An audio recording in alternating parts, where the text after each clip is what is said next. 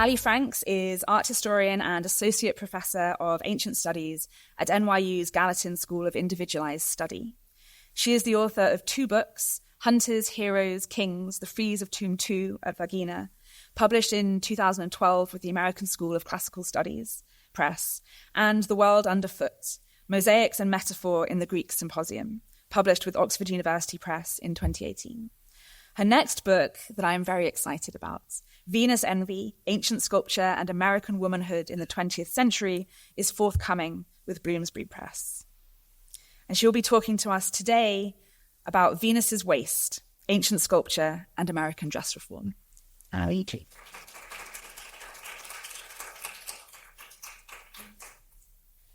All right. Thank you all for coming. Thanks, Ruth and Linda, for having me, and congratulations on this really lovely show.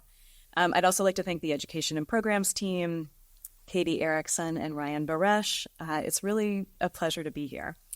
I am going to step away from the Tanagra figures a little bit, but I think you'll see that I pick up on a number of the ideas about the relationship of clothing and the body, ideas of gendered ideals and ideal beauty, and the tensions between art and lived bodies. The company Shaperment sells shapewear, high-waisted stretchy shorts worn under the clothes that cinch the body and smooth out its lines. In 2019, they launched their #AskVenus advertising campaign. Actress Catherine Metzger plays Venus in the campaign, and we first see her standing on a podium in front of a sort of museum backdrop of pink marble pilasters. She is covered from the hips down with drapery, and she wears a bandeau top. Her skin and hair are treated to assimilate white marble. They are painted or powdered white with contouring around the abdominals. The actress's arms are erased by a green screen from the shoulder on the right and the upper arm on the left, these breaks made flat to suggest the condition of the Venus de Milo. Despite this, the ad immediately acknowledges that what we see is not the Venus de Milo. Not the body you are expecting, the ad's Venus asks. An image of the Venus de Milo, the statue, appears on the right in a split screen. That female body is a myth, the moving Venus declares, a giant red X appearing over the statue of the Venus de Milo. Now, this split screen presents the difference between art and the living body as obvious, but the ad consistently elides the two. On the one hand, the ad's moving, talking Venus is presented as a real body that bloats, menstruates, births Cupid on screen, and has hot sweats.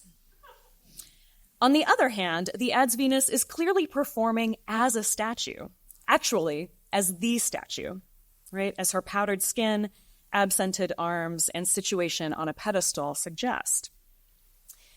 This need for Venus to be both is actually an important theme throughout the ad, which repeatedly declares that every woman's body is a masterpiece, one shaped by that woman. Quote, "If you're a woman like myself," Venus declares, "you don't always feel like the masterpiece you are. In fact, some days you still feel like an unmolded hunk of clay." Right? To pick up on Ruth's points, this is a concept, as we've just heard, that has its own very ancient history. The ad closes with a, quote, "review from Goddess Susie. It defines your voluptuous figure and smooths it out like an artist puts a finishing touch on her masterpiece." The women themselves, women ourselves, have become the artists. Their bodies the sculptures. Shapewear, the chisel that makes the masterpiece, or at least that makes us feel like the masterpiece we already are. Shaperment's open use of body positivity as a marketing tool to position the embrace of shapewear as radical is a widespread strategy in which some have called post-feminist marketing. Rosalind Gill argues that the post-feminist sensibility focuses on the body as a source of feminine identity. Quote, "The body is presented simultaneously as women's source of power and as always unruly, requiring constant monitoring, surveillance, discipline, and remodeling.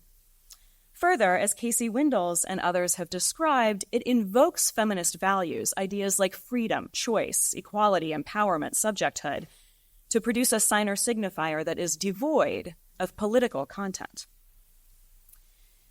The Shaperment Venus talks in open ways about aspects of women's bodies that are normally taboo, periods and bloating, pregnancy and menopause, and the effects that they have on a woman's ability to feel, quote, "comfortable and confident in her clothes." Despite these setbacks, the ad proclaims that women are already goddesses and masterpieces, and they are the artists that see to the finishing touches, its comfort, its presentability. This framing gestures to the empowerment of subjecthood while reinforcing and naturalizing self-surveillance and self-regulation, and suggesting that an intervention in one's appearance is an act of self-love and confidence. Women are told that they are already masterpieces, but shapewear assumes, indeed it requires, that they are always works in progress. While our particular moment is giving shapewear a new gloss, the containment of a woman's torso, the implications for her well-being, and even the Venus de Milo's role in imagining the feminine form were also the focus of significant and complicated conversations at the turn of the 20th century. Today, I look at body discourses of the 19th and early 20th century, and I concentrate in particular on texts that are a part of what was called the dress reform movement. That is, the movement to loosen or minimize or eradicate the corset from women's fashion. Certain ancient sculptures, as we will see, served as an aspirational model in this pursuit, and in quite a different way than the Shaperment Venus does. In particular, the Venus de Milo here on the left and the Venus de Medici on the right were generally understood to represent a superior past humanity, unburdened by the corrupting weight of modernity.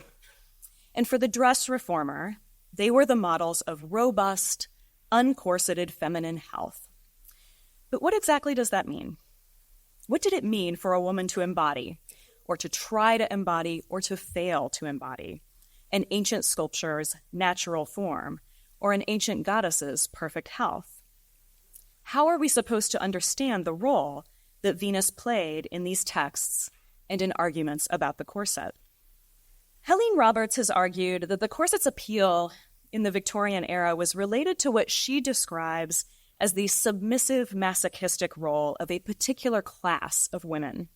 Along with heavy skirts, petticoats, and heeled shoes, it not only constricted the wearer's movement, and even, according to some, contorted the body, but was also, quote, closely related to the low vitality, the fainting fits, and mysterious indispositions, the martyrized suffering of the ideal Victorian woman. In this way, women's clothing helped to shape the elite, implicitly white, feminine, as frivolous, delicate, inactive, and submissive, as ornamental. Thorstein Veblen's theory of the leisure class, first published in 1899, pointed explicitly to the corseted woman as exemplifying the class-defining principles of conspicuous waste, that is, W-A-S-T-E, conspicuous waste, W-A-I-S-T, makes conspicuous waste, W-A-S-T-E, right? Such clothing advertised not only the ability of a woman to pay for fashion beyond what was necessary to clothe her body, but also her exemption from the need to work. Indeed, Veblen argued, restrictive clothing rendered her physically incapable of labor. Quote, "It is true. The corset impairs the personal attractions of the wearer, but the loss suffered on that score is offset by the gain in reputability when it comes of her visibly increased expensiveness and infirmity." As Veblen implies, corseting was increasingly bound to larger issues of generational, regional, national, and racial health.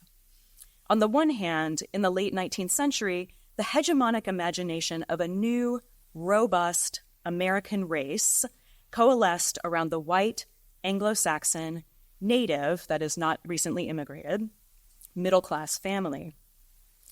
On the other hand, modernity had seemed to introduce conditions that were causing the widespread physical degeneration of precisely this population. Urbanization and industrialization had limited access to the outdoors, and for those whose class privilege did not require manual labor, to physical activity. These modern conditions concentrated and intensified diseases and encouraged the devotion of large amounts of time spent on indoor activities that degraded posture and endurance. Middle-class and wealthy white women were believed to be particular victims of this decline, their weaknesses, aesthetically, constitutionally, mentally, and even morally, exacerbated by their bondage to and by fashion, specifically by the corset. Particularly well publicized were the dangers of the tight-laced corset and the use of stays, which severely constricted the lungs and, according to some, displaced other internal organs, including the womb. The dress reform movement swelled and gained traction in part by connecting the poor health of women to their undergarments, which were increasingly believed to affect the reproductive potential of this new imagined American race. Census data from 1880 and 1890 showed slowing birth rates among white Americans and was used to rationalize this anxiety. Dr. John Harvey Kellogg, medical doctor, inventor of cornflakes, he's the Kellogg of Kellogg's breakfast cereal, and popularizer of eugenics, saw these reproductive trends as a, quote, radical and constitutional fault of some sort, threatening the very existence of the race. He was far from alone. The same concern motivated Theodore Roosevelt's 1905 speech on American motherhood, in which he deployed the concept of race suicide to describe falling birth rates and the shift from agrarian family units to urban individualization. As Alexandra Stern describes, exacerbating fears about, quote, the flagging birth rate of the fit was the worry that they were, quote, being outpaced by the rampant propagation of the unfit. It's no accident that this special attention to the procreative health of white American women coincided with increased immigration from Eastern and Southern Europe, Asia, and Central America, discriminatory immigration laws, the codification of racist oppression and violence in the form of Jim Crow and anti-miscegenation laws, and women's calls for increased political freedom and reproductive control. Now, we might these days be inclined to think of dress reform as an achievement of first-wave feminism, and in some respects, it was. For certain women, the opening of greater educational and professional options at the turn of the 20th century required greater functionality in their fashion. New opportunities for women to participate in sports, including writing, hiking, track and field, dancing, bicycling, and also motoring is considered a sport at this time, driving around. Yes. Likewise demanded clothing that allowed the body to move and breathe more easily. These trends were bound to contemporary debates around the social and political roles and rights of women, including suffrage and birth control, and to questions of bodily autonomy, even as they were primarily focused on white, Northern European-descended, middle-class, cis hetero women. But it is also the case that certain reformers remind us that calls for women to reject the corset were not necessarily advocations for individual women's bodily autonomy. Orson Squire Fowler's breathtakingly condescending mid-century screed against corsets rested, for instance, on several claims. That tight lacing restricts the body's ability to perform proper respiration, circulation, and digestion. That, as an artificial distortion of the natural form, it is a direct affront to God. That the corset inflames the body's lower organs, exciting a woman's sex drive and leading her to abandon self-control and, by extension, her virtue. For Fowler, the greatest of the pernicious elements of tight lacing was the damage done to a woman's ability to reproduce. If, through lacing, a woman suffers ill health, How, he asks, can she hope to sustain a child? In an abrupt ratcheting up of his rhetoric midway through the text, Fowler claimed that the practice is, quote, disgraceful, is immoral, is murderous, for it is gradual suicide and almost certain infanticide. What is more, quote, it has already alarmingly deteriorated our race in both physical and intellectual stature, and unless checked, will soon destroy it. For Fowler, tight-lacing was not only an immoral act in defiance of God, Christian values, and the fundamental humanity that abhors infanticide. It was also a practice of vanity that threatened the future of the American nation. Ultimately unconvinced of women's fortitude, right, to resist the allure of fashion, he entreated men to take up the slogan, natural wastes or no wives. You see it there, right under the heading. 19th century media bears out an array of opinions about the corset and the reasons for its harmfulness, but concern about the damage done to a woman's ability to procreate and to her children is a common theme. In 1891, progressive journalist Benjamin Orange Flower wrote for his journal, The Arena of Fashion's Slaves. Flower begins, in some contrast to Fowler, by citing women who publicly opposed the corset. He quotes Mary Livermore, for instance, an abolitionist and women's rights activist, who attributed girls' supposed invalidism and their lag behind male classmates in school to fashion. While boys are thought to be made properly by God, girls are thought to need improvement. Quote, the corsets are bought and worn, and the physical deterioration begins. Flower, more like Fowler in this regard. There's another Flower coming up too. There's a lot of them. So Flower, more like Fowler in this regard, also makes frequent reference to the diseases caused by the corset and its threat to posterity. He claimed not only that the corset damaged the health of mothers, but also that the imprisoned conditions of her body produced offspring that are, quote, dwarfed, weakly, sickly, enfeebled in body and soul. A mother whose thoughts have voluntarily or involuntarily been held in the atmosphere of the physical nature necessarily imparts to her child a legacy of animality, which, like the corpse of a dead being, clings to the soul throughout its pilgrimage.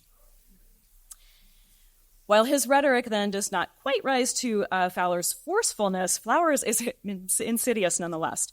Nonetheless, he slips from the physical threat of the corset to a more existential one. Women who are consumed by thoughts of fashion doom their children to a damaged soul. In contrast to these modern women, the ancient Greek women were a picture of robust health, and so, Flower suggests, their clothing provided an antidote to this problem. Dressed in loose Grecian robes, not unlike a Tanagra figurine, a woman of Flower's era would, quote, be far more beautiful than she is as a slave to fashion's fickle fancy. Girls must, quote, be everywhere instructed to set health above fashion and seek the beauty of the Venus de Medici rather than the pseudo-beauty of the wretched, deformed invalid who, at the dictates of the modern Babylon, has trampled reason and common sense, health and comfort, the happiness of self, and the enjoyment of her posterity underfoot. For good measure, this education, contrasted in Flower's quote with the sort of Orientalist specter of an indulgent and immoral Babylon, takes on some nationalist flavor. Quote, teach the girls to be American, to be independent. Both Fowler and Flower called upon ancient images of Venus, specifically the Venus de Medici, as part of their argument that corseted fashion was incompatible with women's health and beauty. So these are illustrations from their texts which contrast the Venus with a modern corseted body shape. And this is typical, both in dress reform texts and in contemporary texts that promoted physical culture, what we now call fitness, and hygiene. In fact, even these illustrations are, as we will see, very typical. Ancient Greek women, exemplified by the goddess of beauty, were explicitly and repeatedly invoked as a visualization of the healthy, robust, natural body aesthetic that rejected the corset's artificial shaming and containment. Taking a lighter note, a cartoon for the August 1904 Physical Culture magazine depicts a museum-like space with ionic columns supporting an entablature inscribed Hall of Fame. The attention of the gallery's two visitors, positioned at the left of the cartoon, has been captured by three figures displayed on square podiums at the right. The Babus Americanus on the podium nearest the visitors is a small child. He holds a book and his bulbous, spectacled head is inclined forward. The Manus Americanus, occupying the center podium, is a thin man, clothed only in a pair of shorts. His shoulders are sloping, his legs spindly. He has a small, round belly and a sunken chest. His head is turned towards the girlless modern, situated on the frontmost podium. This tall, willowy woman wears a tightly cinched corset, her tiny waist emphasized by rounded bosom and hips. Her hair is piled high, and in addition to a knee-length skirt, she wears impossibly minuscule, high-heeled shoes. The visitors to the Hall of Fame are a clear study in contrast to those on display. The female visitor, draped in voluminous robes, again, not unlike a Tanagra figurine, is much more substantial than the modern girless. She's taller, her arms are thicker. Her hair is bundled at the back of her head and wrapped in a ribbon, just as Murray Lee described last night in terms of ancient fashion hairstyles. Her companion is taller still and boasts a square jaw. His well-muscled broad shoulders are exposed, but he's otherwise fully draped in a robe with a meander or Greek key design along the sweeping border. He holds a lyre and is crowned with a leafy wreath. The drapery, the Greek key decoration, the woman's hairstyle and sandals, the man's wreath and lyre make unmistakable what should already be clear from the visitors' very bodies. These are ancient Greek sculptures come to life. Their movement through a museum to observe the 20th century man and woman is an ironic turning of the tables that underlines the vast differences in their physicality. The visitors are tall, robust, upright. The girlless modern and the Manus Americanus are thin and flimsy. He is underdeveloped and she is constrained by her corset and shoes. The Hall of Fame, floating above the scene, is not an honorific. Now the contrast is clear and the context seems to be, but then, a twist. The caption reads, 2,000 years hence, the ideal man and woman of the future criticizing the weaklings of today. The visitors are not ancient Greeks at all. They only look like them. The bodies on display are as remote in time to the visitors as the ancient Greeks are to the girlless modern and the 1904 physical culture reader. The resituation of the scene in the distant future imposes a cyclical timeline on the image. The men and women of the future are not ancients, but have returned to ancient physicalities, dress, and habits, reversing the pitiful state of modern 20th century bodies and regaining the status of ideal. The corseted, heeled, girlless modern embodies an impending evolutionary disaster, and the Hall of Fame visitors reflect nothing less than the results of an evolutionary intervention. They are the descendants, the ultimate beneficiaries of the responsible and responsive physical culture readers, whose commitment to health is a commitment to the future of their nation, of their race, of civilized humanity. Now, this vision of the future is not specifically of Venus, but sculptures of Venus were frequently and explicitly invoked as the physically robust ideal of the corset-free feminine health and beauty. In particular, Venus's torso was presented as natural, in contrast to modern waists that were deformed by corsets. By the turn of the 20th century, even a sampling of sources on women's beauty suggests that Venus was a common shorthand for aspirational, natural, uncorseted beauty. In a letter to the Indianapolis, Indiana State Sentinel in 1894, a Mrs. O.H. Holzinga scolded women for trusting in God to shape and plan the universe and to produce trees and flowers and animals while turning to the corset to improve their natural form. She pointed to the Venus de Milo as an alternative to the corseted shape. Nina Miller Whiting, in a talk titled Physical Culture and Higher Education given in 1907 at the Canatina Club in Syracuse, condemned the corset and contrasted the ancient Greek woman represented by the Venus de Milo with the modern.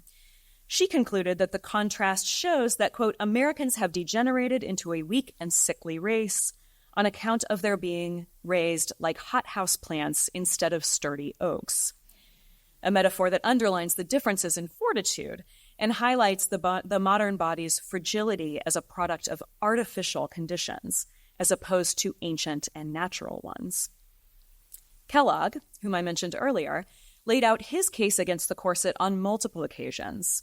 In The Question of Woman's Dress, a chapter in his Ladies' Guide in Health and Disease, first published in 1883, he suggests that the corset holds the chest in an iron vice.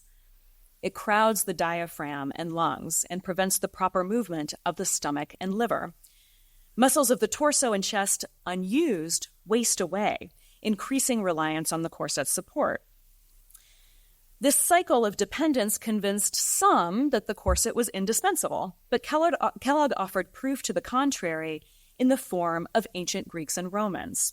Quote, the noble matrons of Greece and Rome in the sunny days of those empires never possessed such misshapen forms as modern fashionable belles contrive to torture their bodies into. If the corset was unnecessary for them, why is it so needful for modern women?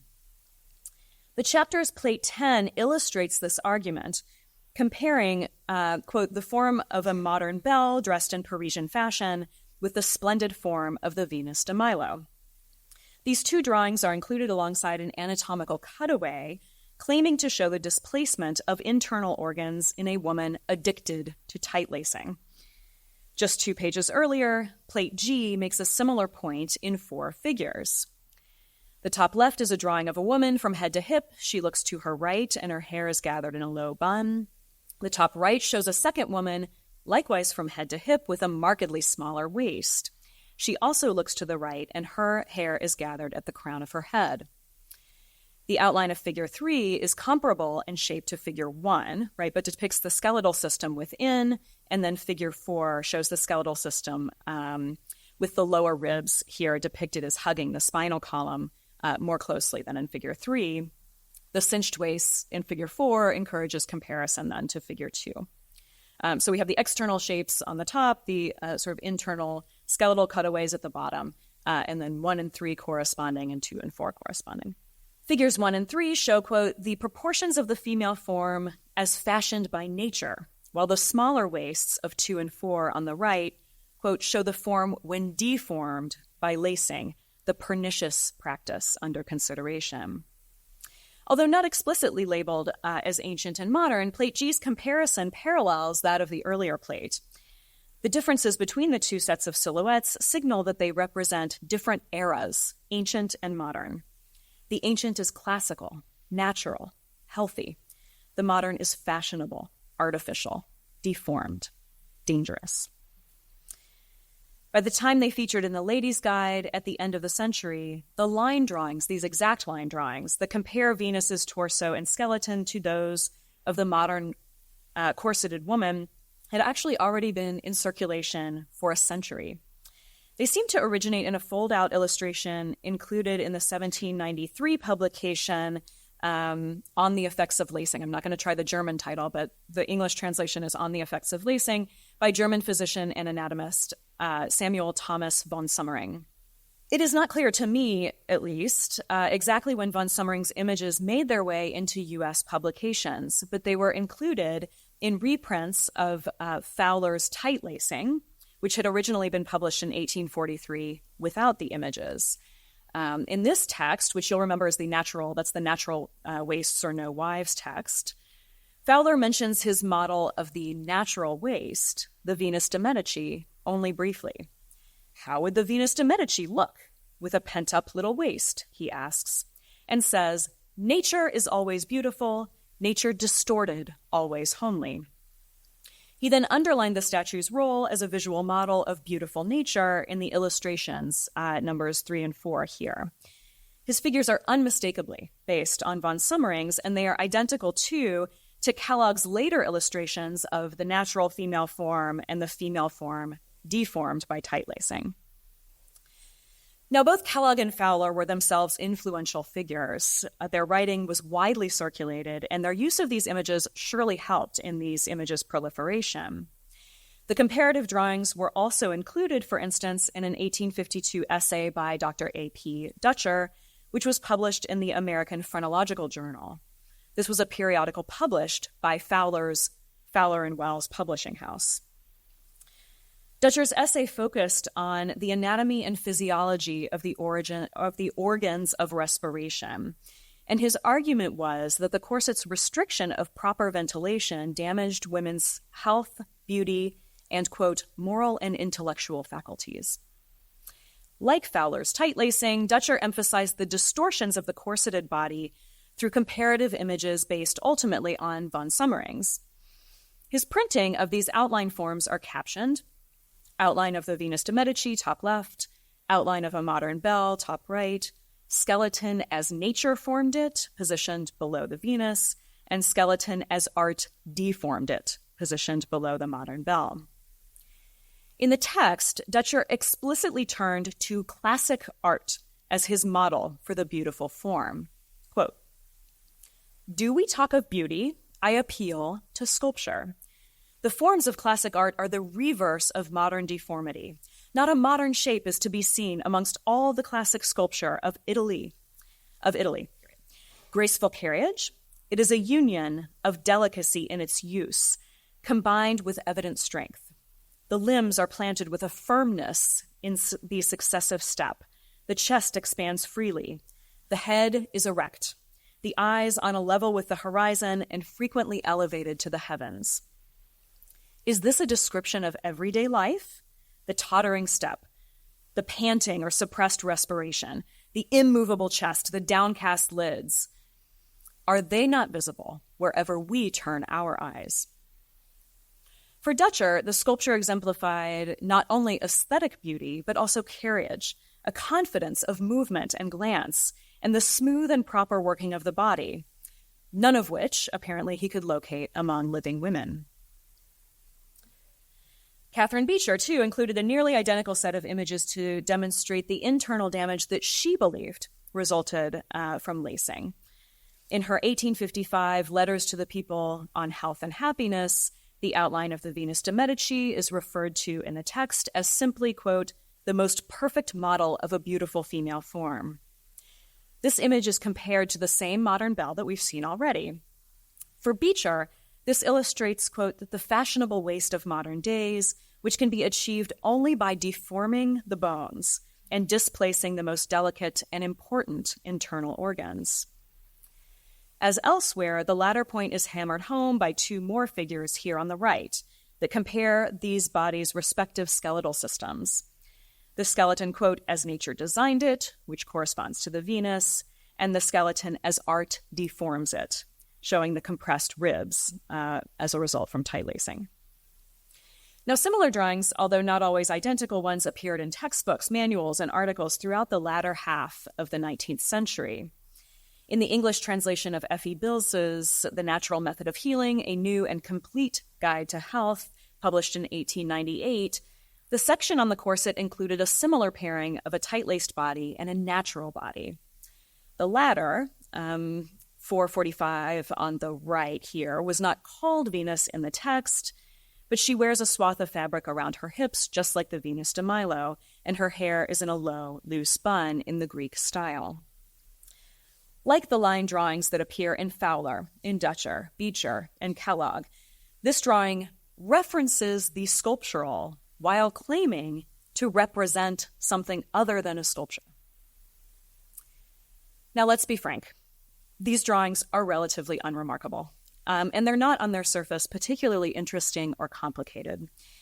But since we're concerned with the ways that Venus sculptures were presented as aesthetic models for living women, they highlight two closely related issues for us to think about. The first is that they characterize a drawing of a sculpture as formed by nature. That is, they characterize something obviously undeniably doubly crafted by a human in sculpture and then in ink as formed by nature. Consistently, while the form based on a sculpture was described as representing the body as nature formed it, the form modeled on the modern woman was said to be shaped by art. By implied contrast to the natural sculptural form, the artistic modeling of the body via the corset suggested a process of intervention that is artificial and unnatural. The second issue is the treatment of the Venus not just as a naturally occurring body, but as ostensibly a living one. As Dutcher in particular underlined, she was conceived as moving, breathing, gazing with autonomy, and she was imagined as having a fully and well-formed skeletal system worth emulating. In her work on modern art and the economy of energy, Robin Vader points to dress reform texts as one marker of an emerging, what she calls an empathetic approach to viewing, in which the audience began to see images as reflections of their own physicality. Not only did the comparisons of Greek sculpture and corseted torsos, quote, actually visualize bone inside marble, they suggested that viewers could look in the mirror and imagine their own ribcage. These texts encouraged viewers, quote, to think about their own bodies when they looked at art.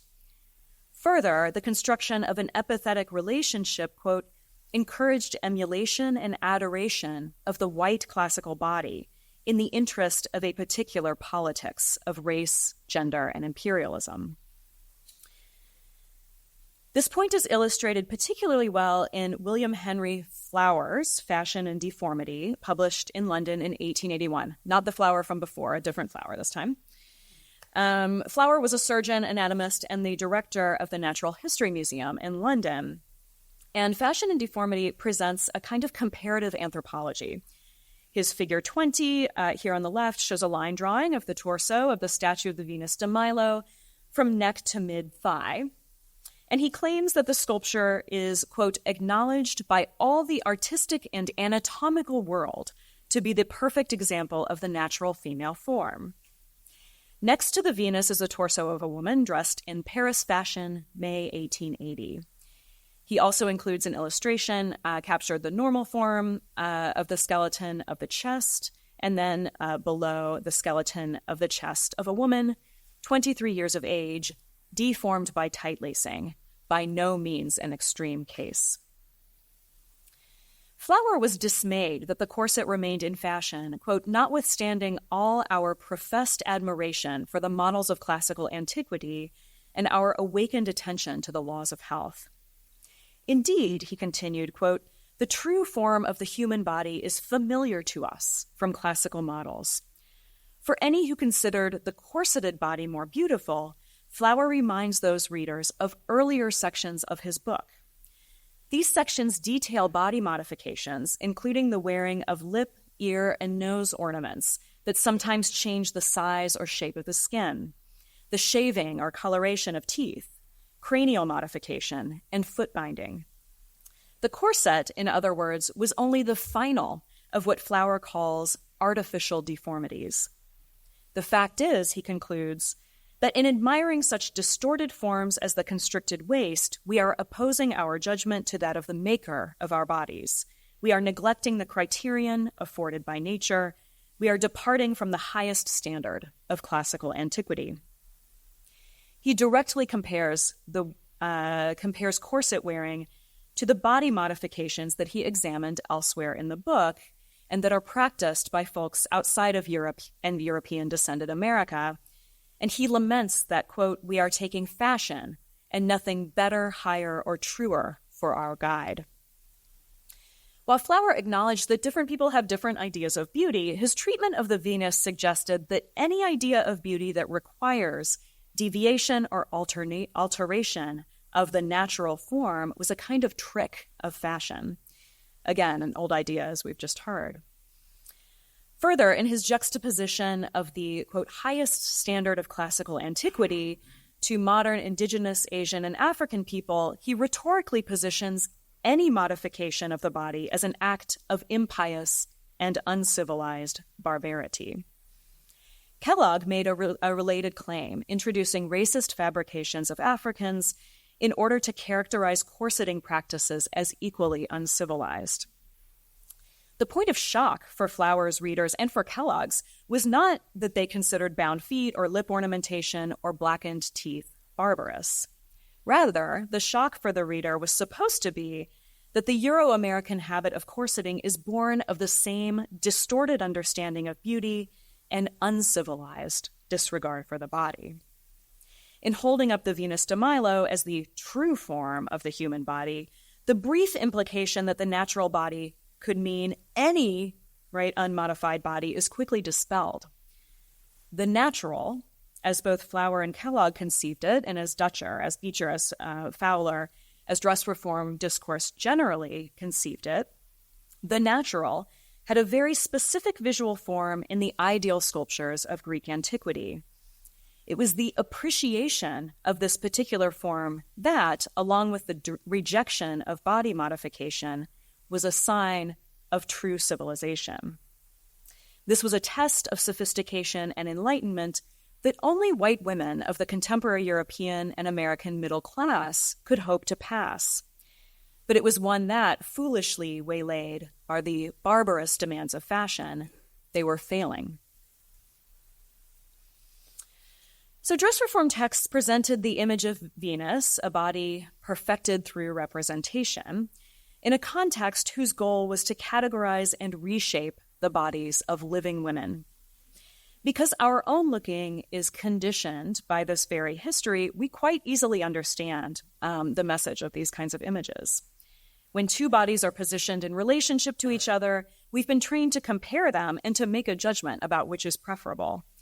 But I think the ease with which we understand this particular visual prompt has a way of disguising some of the premises on which that comparison is based, particularly as regards the use of sculpture as one of the halves.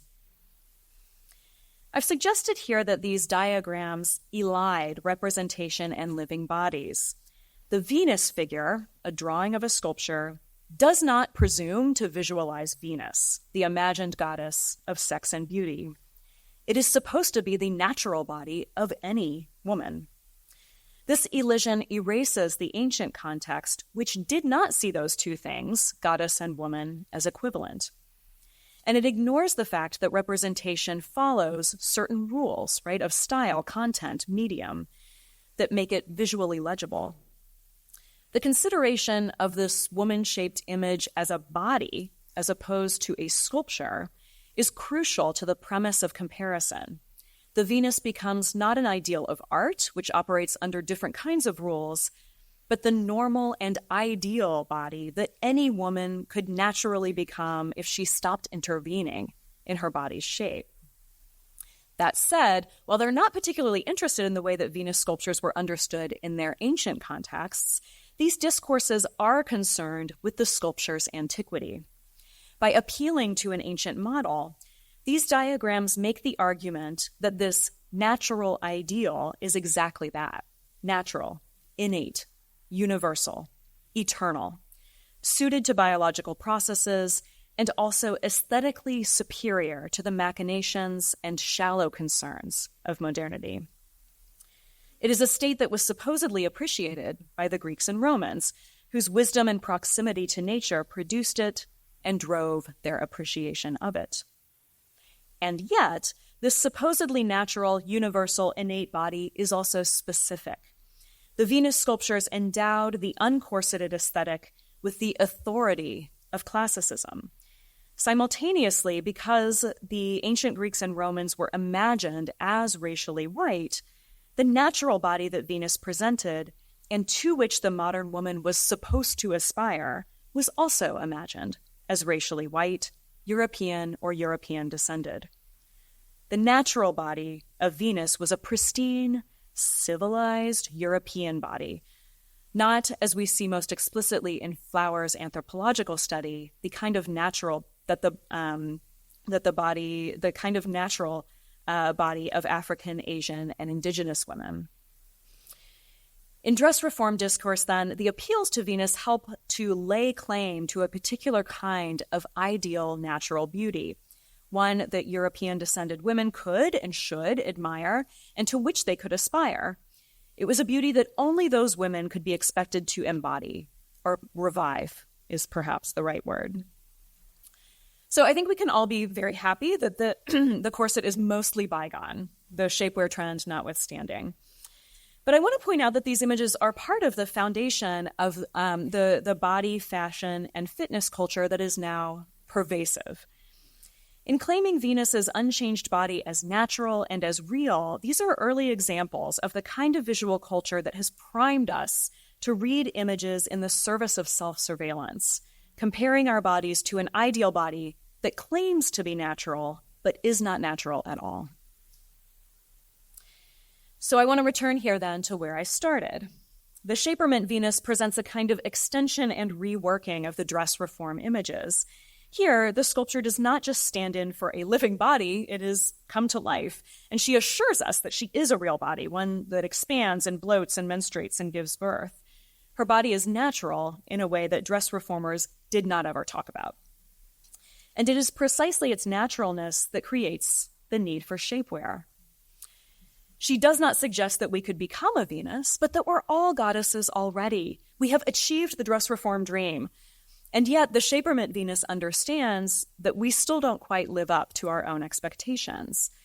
The natural body is not naturally perfect, but unruly. It needs some help in the form of shapewear that smooths and cinches. So this is where I leave us then. While the dress reformers' celebration of Venus may seem distant and quaint, we are still grappling with its premise, that we could be real goddesses, but for the reality of our bodies. Thank you.